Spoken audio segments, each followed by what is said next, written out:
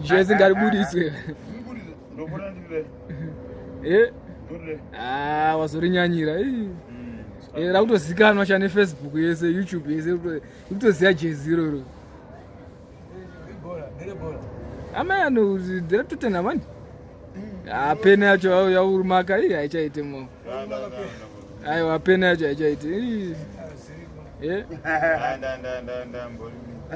Samurise zvenyu boys. Kufara kuti mumwe wedu akanga gohwa adzoka. Kuda tina. Mese mukufara. Zvakanyanya tikada zvekufara sekuda tina. But kwamukuswera naye manje tokusiri right man. Kuda munhu atangotandara ini wa. Kuda atoya kubasa kwangu ndikati kuda pano pabasa. Hapasina kuita fine ngati ngunu daiso tinde kumarai. Kushabini. Hapa. Club Dudu. Wawa tutomurambidza asi kutobata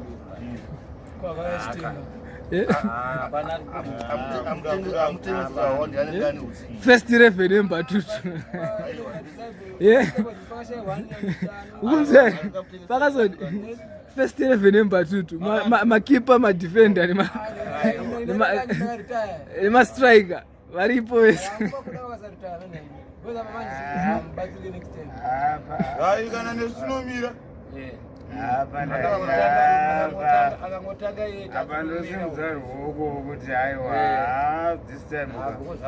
Hausona fese yakutozvimba ichi utano era utano uri boy. Utano uri boy. Lazine sadza futi. Munhu mukara du. Kuda mukeda. Saka rumukeda ndi. Kuda mukeda. Ndakatoona 2 days agara motsi dzakadzoka. Dzoka ndezimba kuda. Hanzi na Billy Boy yozotora makolgate kana matoothbrush. Hanzi handisi kuzviona mumba mako izvo. Na Billy Boy.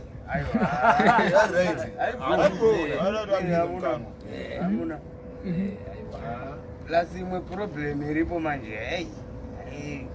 Urikuona power chairo ke zvinhu zvasati ndanyatsokuva naro rekuti ndiwe mapistol pangu. Saka urikuona piritsi randiri kunwa makusenerereka. Rakatokunda Mbatutu. Rikuita sei? Maiwe.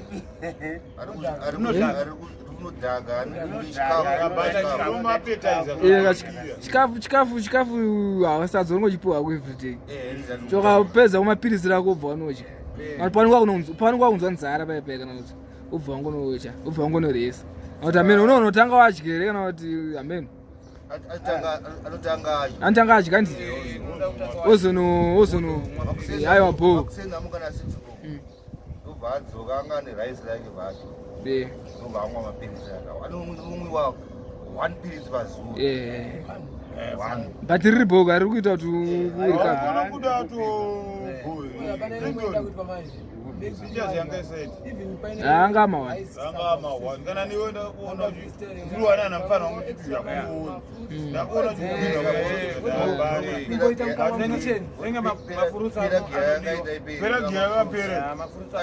mafuruza ari boga.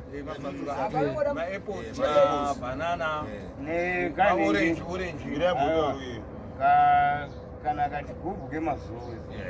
Aiwa po hatuzigadzira. Kapu mazowe. Ndozvaitaurwa naBilly Boy. Hanzi mazowe ndiri awo hobo.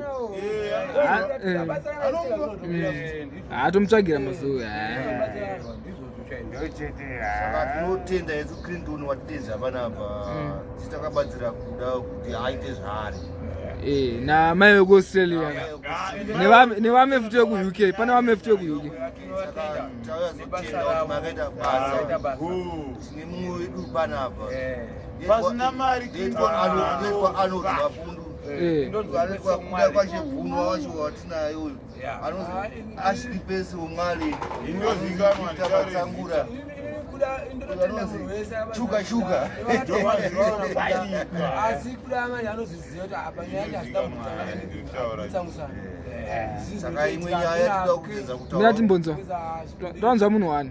Ndatini ndirangu personally nditenda munhu wese akabatsira kuda nemunhu wese akarwadzika nesituation yakasangana kuda.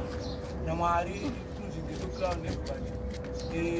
Batwani kuma kuda itasimba munhu kuza tosvikari muchitenda tikasiye mwenye one hatufanga kutenda zvimwe zvinhu ndizvezvo manje apa otendera maita basa ndapodza ndafa iwe 11 na 7 chance aiwa ichi chikamu chini handifunge kuti chichadzokoredzeka hapana nide kuzvitaura mwoyo mako zvikozi tikada kuti datu tusvika mangwana nazototanga kutotsamisa saka ngainguva promise mwoyo mako kushamari kuzi hatizoti mangwana uzozadzanza pakasona hana kuzodaiso anodaiso kwatitona aneta azvimudeni ineno Nito ndinotenda iwewe nababa Rwisi nababa namukuma Matsangura Ajita nemafambiro atakaita nemuti kuti daiva sina izvozvoka taingoti murume aenda kumunda tisingazivi kuti nokusiyamwe munhu wane vakomana sakala ndiyakana Ajita kokuda asati asvika panapa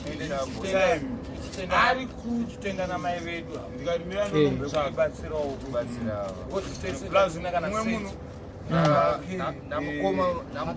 namukoma Mino yakabata atimuda umusiya madotenda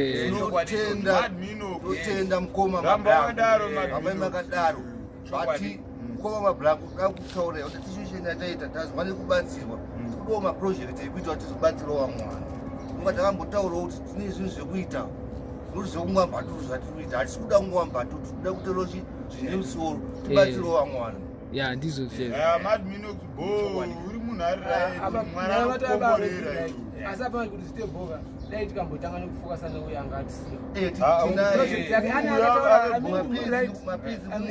monitor every day kuti iye kuda